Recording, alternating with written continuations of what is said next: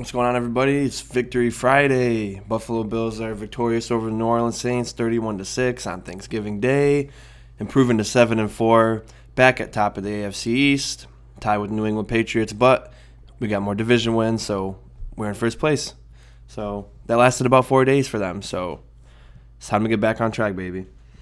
So I'm going to start with the offense today, and I always like to say you want to set the tone on the first drive, and they came out super aggressive, and they basically effortlessly walked down the field and scored a touchdown.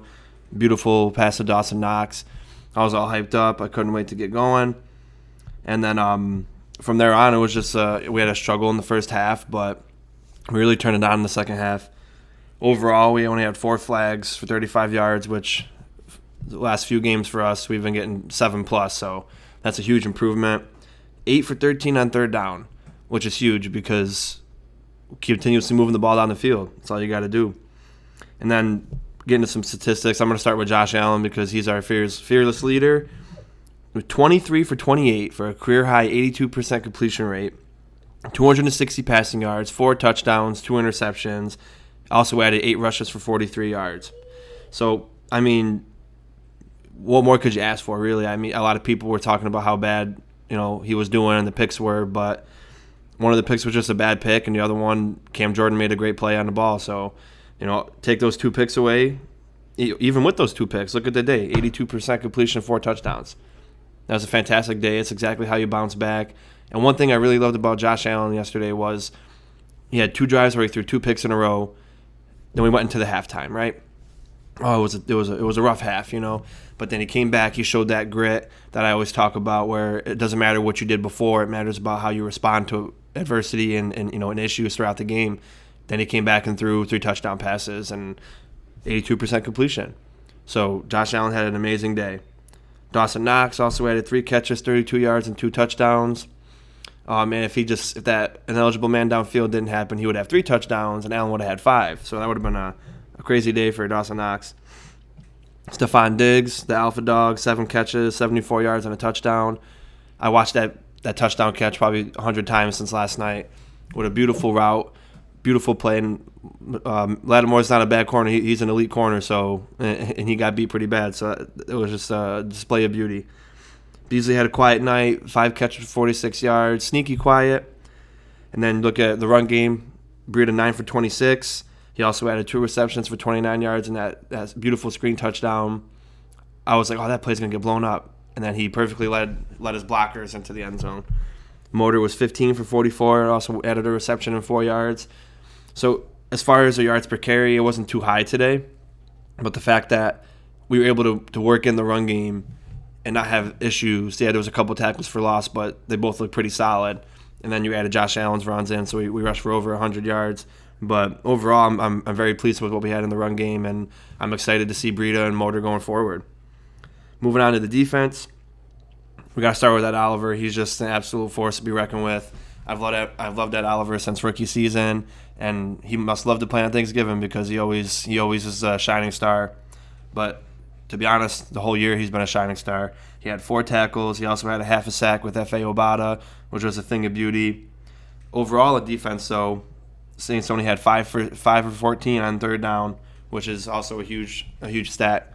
You want to stay on the field as offense. You want to get these teams off the field. Poyer had that nice interception. Addison also had 4 tackles and a sack. Edmonds first game back, 8 tackles. He looked like he was never injured.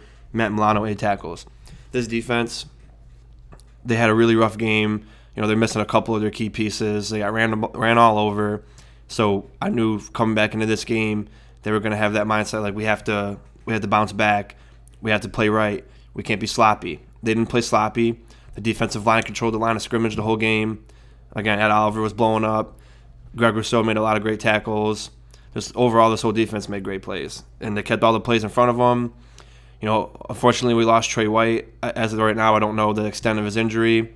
But, prayers up to him. Hopefully it's just a little stinger or a cramp or a sprain, something little. He can be back with us for Monday night against the New England Patriots. Moving on to special teams, Tyler Bass, 1 for 1 on the field goals, 4 for 4 extra point. He had his worst game last week, 0 for 2 on the field goals, but one of them was 57 yards. He had the distance for even more than 57. It was just the wind and the rain. It just moved the ball too much, and then he missed the other one. But nice way to respond. 1 for 1, 4 for 4. Matt Heck had 3 punts, and 2 of them were inside the 20. That's what we brought him over here for, was his precision punting, and he did an absolutely great job. And a lot of people were questioning, I didn't see much in Marquez Stevenson to take McKenzie off the field. My opinion is I think McKenzie should still be in the offense. I still think he should be running those jet sweeps and just to be a receiver. But, Stevenson, his first game in the NFL, he's been injured the whole year on one of the most biggest stage in the regular season, prime time on Thanksgiving. He had 5 returns, 49 yards, and a long of 18. I saw a lot of potential in him. I thought his vision was great. He always was quick. He had nice moves. And he got hit pretty hard one time in his first return, but he did a pretty good job in my opinion. I'm excited to see him going forward. It does not mean I don't want McKenzie on the field. I still want McKenzie in the offense. And also you got to mention the coverage on kickoff and punt return. The kickoffs were just Bass was kicking it high, getting that little good hang time. Gave the coverage enough time to get down there, and I'm pretty sure we got him inside the 20 basically every time, if not every time. And that's huge. It's a game of field position, and they did an incredible job. And I'm excited to see what we do going forward, especially against New England. But overall, that was the kind of game we needed. It was a must-win game, especially because now you got New England twice in the next 3 weeks. Division's on the line. The season's on the line. The playoff race in the AFC is really tight. You needed that must-win game. They responded well, especially in the second half. They made the adjustments, and they were executing, and they did an incredible job. The MVPs of the game that they gave last night, offensively, I want to pick the same ones. But for defense, you got to go with Ed Oliver and Tremaine Edmonds. They both did incredible. Great game. So thank you guys for tuning in. I got something special cooking up for this weekend. And of course, we got 11 days, so I'm going to try to fit as much content as I can in. But continue to like, share, and subscribe to the channel. I'm on Twitter now, Red, White, and Bills. Instagram, Red, White, and Bills. Share it out. If you like it, subscribe to the content. I appreciate everyone for tuning in. Until next time, go Bills.